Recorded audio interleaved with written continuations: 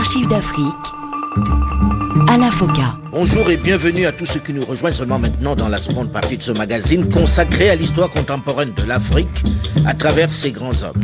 Nul n'a le droit d'effacer une page de l'histoire d'un peuple, car un peuple sans histoire est un monde sans âme.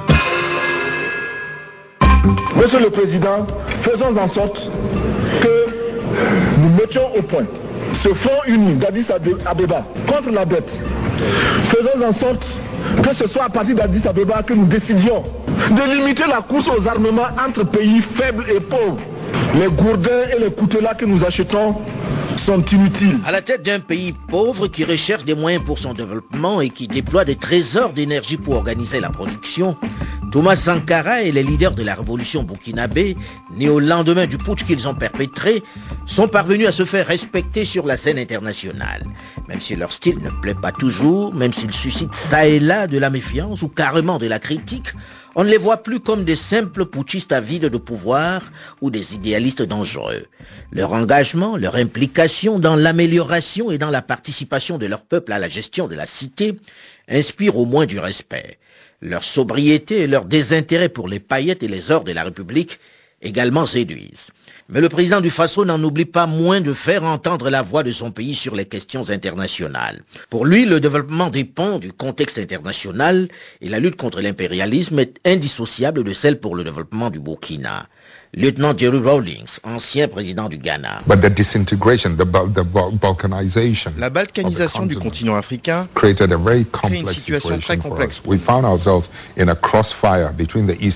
sommes au milieu de tirs croisés entre les blocs de l'Est et de l'Ouest en pleine guerre froide. Vous savez, c'est une situation très compliquée à gérer pour nous, qui nous empêche d'être simplement africains. Notre survie dépend de notre alignement au bloc de l'Est ou de l'Ouest et non pas de notre africanité. Thomas Sankara considère qu'en tant que dirigeant révolutionnaire, comme Jerry Rawlings qu'on vient d'écouter, il doit lutter sur le plan international contre les injustices et manifester sa solidarité et son soutien à ceux qui sont opprimés. D'où l'attention particulière qui porte à l'ANC de Nelson Mandela et à la Palestine. Ma délégation n'aurait pas accompli tous ses devoirs si elle n'exigeait pas la suspension d'Israël et le dégagement pur et simple de l'Afrique du Sud de notre organisation, lorsque, à la faveur du temps, ces pays auront opéré la mutation qui les introduira dans la communauté internationale. Chacun de nous, et mon pays en tête, devra les accueillir avec bonté et guider leurs premiers pas. Thomas Sankara va recevoir Yasser Arafat, le leader de l'OLP, l'Organisation de libération de la Palestine, à Ouagadougou, avec les honneurs dignes d'un chef d'État. Il apporte également son soutien au Nicaragua, où il dénonce l'impérialisme et l'oppression américaine. Daniel Ortega effectuera une visite au Burkina Faso. Ce soir, nous aurons le plaisir, la grande chance d'entendre un frère, un camarade de lutte. Le camarade Daniel Ortega et son épouse Rosario Murillo, accompagnés d'une forte délégation, ont choisi de visiter le Burkina Faso, ont choisi de visiter la révolution burkinabé. S'ils sont venus chez nous, ce n'est pas qu'ils ignoraient l'existence de ce pays. Les atlas, les cartes ont eu l'occasion de leur présenter notre pays depuis qu'ils savent lire et écrire. Mais s'ils sont venus chez nous, c'est parce qu'ils ont posé un acte, c'est parce qu'ils ont fait un choix de lutte, un choix de combat. En effet, les camarades nicaraguayens sont venus au Burkina Faso parce qu'ils sont convaincus que nous avons à communiquer, que nous avons à échanger nos expériences et que nous avons à nous appuyer mutuellement. Le Nicaragua, c'est ce petit pays d'Amérique latine qui est directement confronté à l'impérialisme. C'est ce petit pays qui, depuis plus de 400 ans, a souffert de la colonisation la plus barbare, puis a eu à souffrir de l'exploitation sanglante, du pillage d'une clique animée par un certain Somoza. Camarades, Somoza! Somoza! Somoza! Bien sûr, après les Abbas Somoza, les États-Unis ne sont pas oubliés. Pour eux, le Nicaragua, Dieu est très loin et les États-Unis sont tout proches. Thomas Sankara voyage beaucoup dans les pays dits du bloc de l'Est dans cette période de la guerre froide. En octobre 1986, il se rend en Union soviétique à la tête d'une importante délégation d'une 50aine de personnes, ce qui naturellement suscite de nombreux commentaires dans la presse occidentale. Julia Ficatier du journal Langue Croix. Ma question s'adresse au capitaine Sankara. Je voudrais savoir qu'est-ce que vous avez été chercher à Moscou et à Cuba dernièrement, parce que vos voyages posent aussi question à la France, mais aux pays voisins comme la Côte d'Ivoire. Bon, j'ai été à Moscou, j'ai été à Cuba et ailleurs aussi. Je n'ai pas seulement été dans ces pays-là, parce que nous entretenons d'excellentes relations avec ces pays, avec les dirigeants de ces pays. Nous avons des projets qui nous paraissent extrêmement importants pour notre développement. Nous recherchons des partenaires. Si un pays plus proche peut nous éviter un long déplacement jusqu'à Moscou, nous ne voyons absolument aucun inconvénient. Personne ne m'a offert une aide que j'ai refusée. Je ne crois pas. Il me manque seulement un Concorde, parce qu'il y en a qui ont les moyens, c'est tout. Avec la France, les relations ne sont pas des meilleures. L'épisode Guy Pen, le monsieur Afrique, soupçonné d'être à l'origine de son arrestation du temps où il était Premier ministre, n'est pas oublié. Et les Français qui vivent à Ouagadougou sont obligés de supporter les discours où l'on dénonce les impérialistes et en particulier la France. Il faudra attendre février 1986 pour qu'ils se rendent officiellement à Paris pour rencontrer François Mitterrand. Vous avez rencontré le président Mitterrand hier, je crois. Alors ces relations avec la France s'améliorent, les relations du Burkina Faso et de la France? Écoutez, je regrette que les relations entre le Burkina Faso et la France soient perçues de façon contentieuse. Nous avons des relations qui sont parfois difficiles, chacun estimant de son côté qu'il est insatisfait. Il convenait de discuter avec les autorités françaises, d'en rechercher les causes et de proposer des solutions. Je pense que ce contact a été positif. Mais vous n'avez pas l'impression que quelquefois vous êtes mal entendu à Paris dans la mesure où vous souhaitez de l'aide, bien sûr, mais quelquefois aussi d'une façon un peu difficile, car vous n'hésitez pas à qualifier la France d'impérialiste parfois. Mais c'est à ce prix aussi que l'on se construit. Nous ne pouvons pas attendre de l'aide de façon inconditionnelle, d'où que cela puisse venir. Et le minimum d'indépendance de pensée, indépendance d'action, indépendance politique, se réalise par le devoir de dire aussi ce que nous pensons, de l'aide d'où qu'elle vienne. Ce n'est pas parce qu'il demande de l'aide qu'il va brider sa liberté de ton. Et le président François Mitterrand, en déplacement au Burkina Faso en novembre 1986, 10 jours après avoir reçu en France le président sud-africain Peter Botha et Jonas Savimbi, va subir les critiques sans détour de son hôte Thomas Sankara. Levant un toast à la fin du dîner de gala offert en l'honneur du président, Sankara attaque. Des tueurs comme Peter Botha ont eu le droit de parcourir la France si belle et si propre. Ils l'ont taché. Ils l'ont taché de leurs mains et de leurs pieds couverts de sang. Et tous ceux qui leur ont permis de poser ces actes en porteront l'entière responsabilité ici et ailleurs, aujourd'hui et toujours. Fidel Kientega, c'est vous qui rédigiez la plupart des discours du président Thomas Sankara. C'est vous qui avez écrit celui-là? Thomas, quand il lisait un discours, il le rendait mal même quand le contenu était bien. L'élan dépassait souvent l'écrit auquel il devait s'attacher. L'ambassadeur de France, je me souviens qu'il s'appelait Jacques Leblanc à l'époque, m'avait contacté pour dire, l'échange de toast, est-ce que vous avez le discours du président? Et pendant longtemps, je n'ai pas accédé à sa demande et je n'en parlais pas d'ailleurs au président jusqu'à ce qu'un jour, comme ça, en discutant avec lui à bâton rompu, je lui dis, il y a l'ambassadeur de France qui me harcèle pour votre projet de discours. Il me dit, mais pourquoi tu ne lui en donnes pas un? Je dis non, pour la simple raison que vous ne le lirez pas. Autant ne pas me fatiguer à le préparer. Il me dit non, fais-lui un projet de discours parce que la réalité, les plus belles improvisations viennent de longues préparations. Je m'inspire toujours de ce que tu écris, même quand je ne le lis pas in extenso. Et donc, effectivement, j'ai préparé un projet de discours pour l'ambassadeur Jacques Leblanc, qui certainement l'a fait passer au service de l'Élysée, qui ont préparé aussi un discours en conséquence, comme réponse.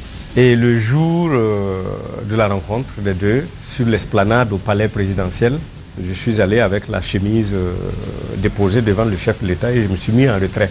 Et il l'a effectivement ouvert Excellence, Monsieur le Président, Monsieur les ministres, Monsieur, il l'a refermé. Il l'a refermé pour marteler toutes ses critiques, dont celles relatives à l'aide de la France en baisse et à l'expulsion des Maliens.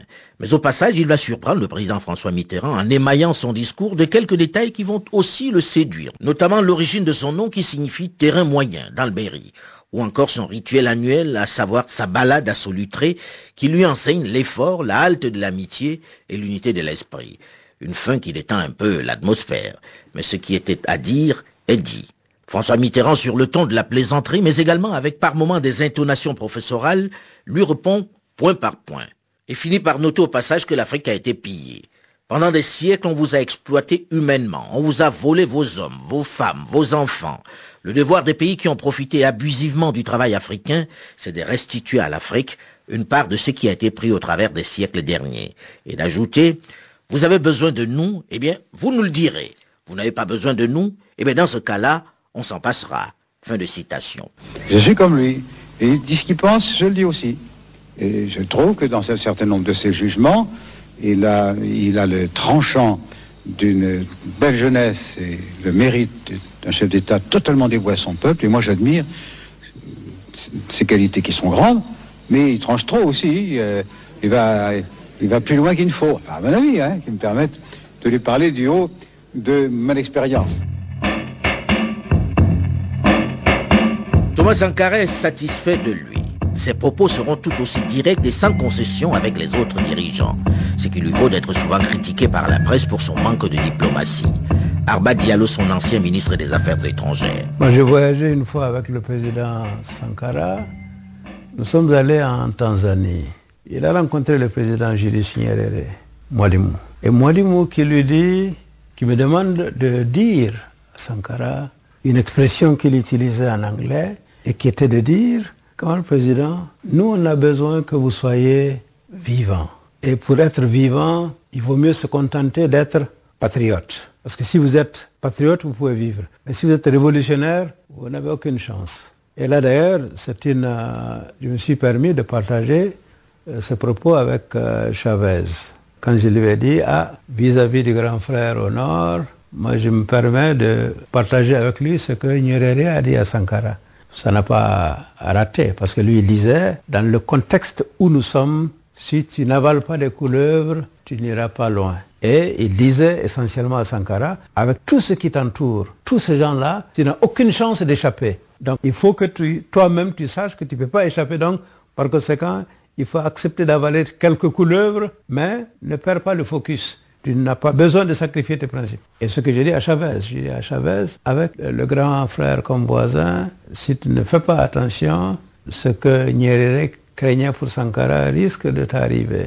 À chaque fois d'ailleurs que je voyageais avec lui, ou que je le voyais, je lui répétais ça. Si sur le plan diplomatique, il est sur tous les fronts, et se fait entendre, en interne, la révolution voit naître en ses débuts 1986 quelques tensions internes, ce qui va d'ailleurs amener Thomas Sankara à diminuer considérablement ses déplacements. Les sacrifices que nous demandons au Burkinabé sont des sacrifices pour la construction d'un Burkina Faso meilleur.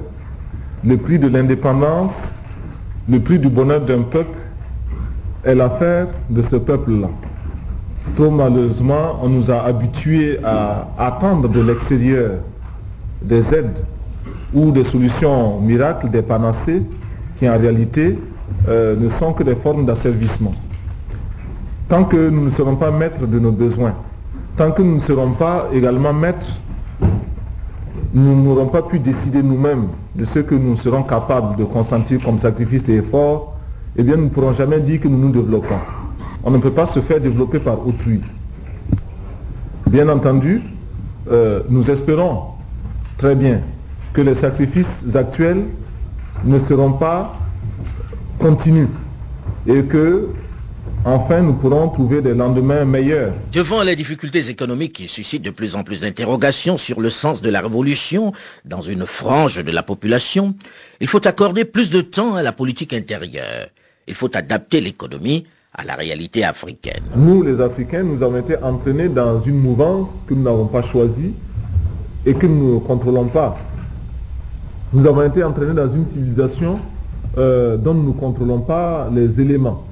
Les normes de développement que l'on nous impose sont des normes qui sont valables ailleurs et pas toujours valables en Afrique. Depuis quelque temps au Burkina Faso, certaines mesures font l'objet de grincements de dents.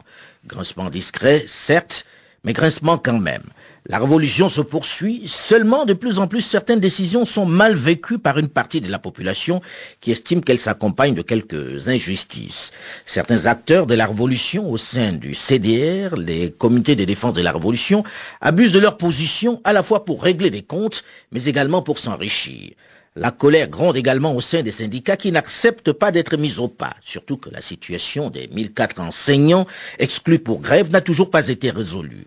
Au sein même du Conseil national de la Révolution, le CNR, l'organe dirigeant, le climat n'est plus à la saine camaraderie. Je me retrouve un peu comme un cycliste qui grimpe une pente raide, qui a à gauche, à droite des précipices. Il est obligé de pédaler, de continuer de pédaler, sinon il tombe. Vous vous sentez isolé en Afrique? Mal compris en tout cas. Mal compris, mal aimé? Mal aimé. Ouais. Les acteurs s'activent pour opposer les leaders historiques. Acteurs intérieurs et extérieurs.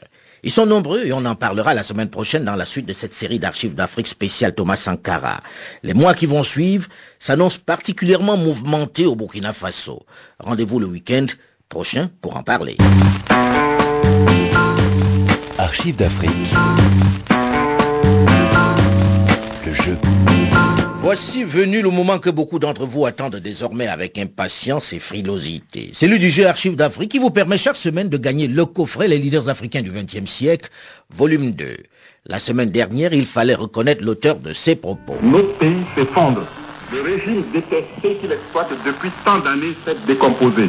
Depuis 14 ans, le pays a été exploité par celui qui s'en est fait proclamé empereur. C'était comme d'habitude très simple. Il s'agissait du président David Dacko de la République centrafricaine qui, après avoir été renversé par Jean Bédel Bokassa avec l'aide de la France, revenait aux affaires quelques années plus tard, toujours sur décision de Paris, qui, excédé par les frasques du nouvel empereur, l'a mis un soir dans un avion pour venir prendre la place de Bokassa en déplacement.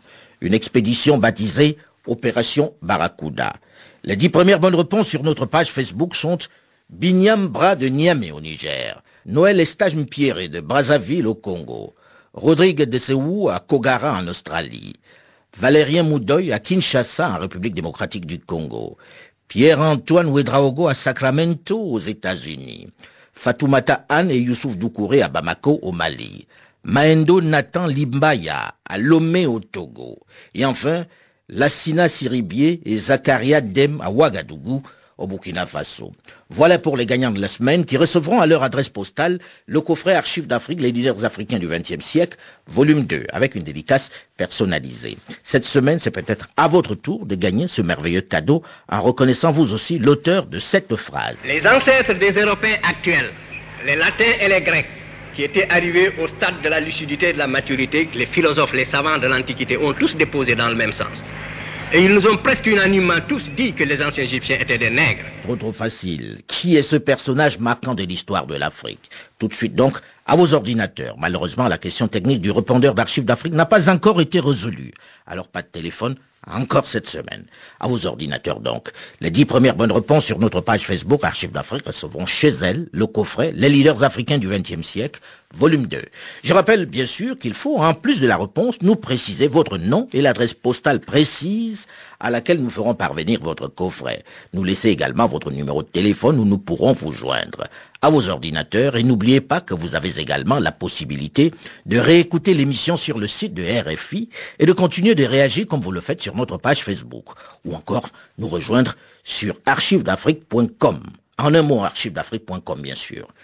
Delphine Michaud, Olivier Raoul et Alain Foucault, nous vous donnons rendez-vous la semaine prochaine, même heure, même fréquence pour la suite de la série d'Archives d'Afrique consacrée à Thomas Sankara. Dans un instant, une nouvelle édition du Match Radio France International. Bonne fin de week-end. Ce magazine vous a été proposé par le groupe NCA, Assurance et Banque, présent dans 11 pays d'Afrique subsaharienne.